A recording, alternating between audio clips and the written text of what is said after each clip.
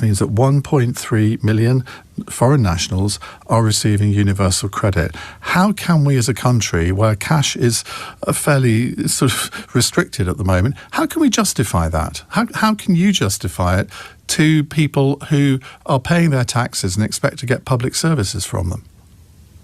I mean, so again, I think this is just not abstracting the idea of a migrant. You know, these are members of our communities. You know, they're the children in our schools, they're our neighbours, they're our community members, they are the nurses treating you when you go to hospital.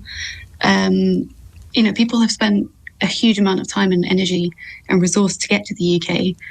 And they're, you know, they're part of our community. I think But how can you're totally avoiding the question, if I may say so. I'm asking you to justify how the British taxpayer is expected to pay benefits to 1.3 million non-British citizens. No other country would do this, would they? I mean, I don't have the information on each different country's welfare policies. But again, we're... yeah, you know, we're talking. I don't know how to frame this without getting caught up in a framework which I think is quite difficult. I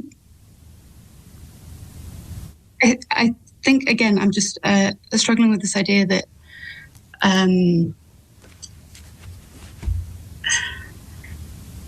well, the point that I'm trying to make is that in the end, we would all love to live in a country that is very, very rich and would be able to afford to pay benefits to anybody that claimed them. We'd love to be in a big enough country that maybe could accept anyone that wants to come here. But the truth of the matter is we have limited resources. Unless we want to increase taxes way beyond where they are now, we're at the highest level since the Second World War, we simply cannot afford it. And therefore, any responsible government has got to look at the benefit system, look at who is claiming benefits, who is maybe most entitled to them, who are the people who are really, really struggling and need them, and then make a choice, because that's what all governments have to do. Every minister, every cabinet minister will be making choices within their own departments, and the Department of Work and Pensions under Pat McFadden is no different to anything else. There have to be priorities.